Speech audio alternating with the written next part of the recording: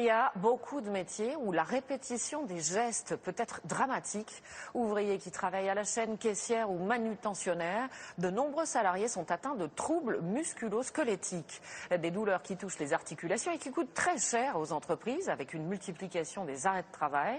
Alors certaines sociétés ont mis en place des initiatives originales comme des cours de sport ou des massages. Et au final, c'est bénéfique pour tout le monde. C'est le dossier du Trésor. Il est signé Perrine Bonnet et François Chevret. La main qui attrape du léger au plus lourd. Par exemple, voilà, les choses lourdes comme ça. Voilà. Le poignet qui force. Les bras qui portent, tout en tension. Et le dos plié en deux. 7 heures par jour, les salariés de ce supermarché mettent leur corps à rude épreuve. Mais une fois par semaine, il y a aussi ça. D'autres mains qui travaillent pour les soulager cette fois. Un quart d'heure de massage offert depuis 7 ans par la direction. Parfois on détecte qu'il y a beaucoup de tension. Quand on travaille en rayon le matin, donc déjà on porte beaucoup. Donc les mains, les bras, donc c'est vraiment ce qui nous fait Guillaume, ça fait du bien au niveau des mains, du cou, des cervicales. Dans la salle de repos du supermarché, c'est le défilé des bobos du boulot. Tant attendu. De la caissière à la comptable, tous les métiers y passent. Moi, c'est par rapport à la posture. Comme je suis assise toute la journée, le soir, je ressens au niveau des cervicales une douleur.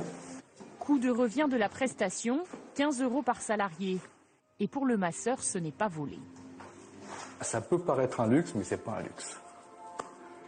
C'est pas un luxe, car remplacer quelqu'un au pied levé, le reformer, coûte très très cher.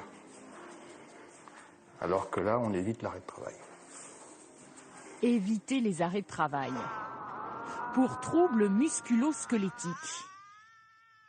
Chaque année, près de 9 millions de journées de travail sont perdues à cause de ces douleurs articulaires. Chaque arrêt de travail coûte en moyenne 21 000 € pour l'entreprise. Enjeu économique et drame social aussi parfois. Montrez-moi votre dos. Ce maçon de 52 ans a encore 13 ans à travailler avant de toucher une retraite.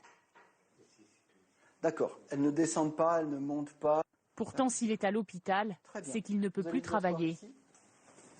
Ces douleurs du dos sont devenues insupportables. Ça fait mal où?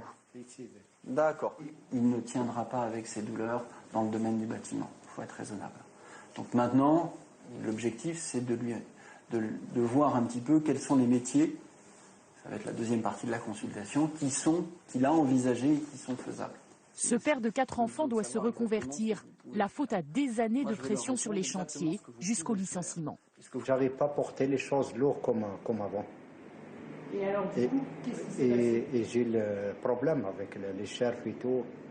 Et si tu ne portes pas les choses comme les autres, on ne va pas loin. Donc, ça commence comme ça, après. Les troubles musculo-squelettiques ne datent pas d'hier.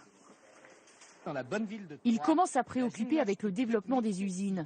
Cette archive date de 1960. Étirement à la verticale. Les mouvements pratiqués constituent une compensation de la position de travail.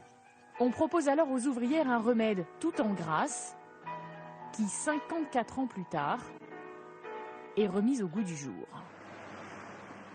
5 heures du matin, séance d'échauffement en silence dans une grande entreprise de fret. C'est vraiment un échauffement des muscles qu'on va utiliser le plus possible durant notre activité le matin. La chorégraphie, ils la connaissent par cœur. À 5 heures du matin, le corps n'est pas encore prêt à des efforts comme ça. Donc au moins, ça nous détend et ça nous prépare au travail. Cela fait 1 an que l'exercice est en place. L'entreprise a aussi investi dans des marchepieds, des tapis roulants pour limiter les efforts et des ceintures de maintien. Petit à petit, les mentalités commencent à changer. Avant tout ça, avant les formations qu'il y a eu, je m'amusais à porter n'importe comment, travailler trop vite. 10% des salariés déposaient ici un arrêt de travail chaque année. La lutte active contre les troubles musculo-squelettiques a permis de réduire ce chiffre de moitié.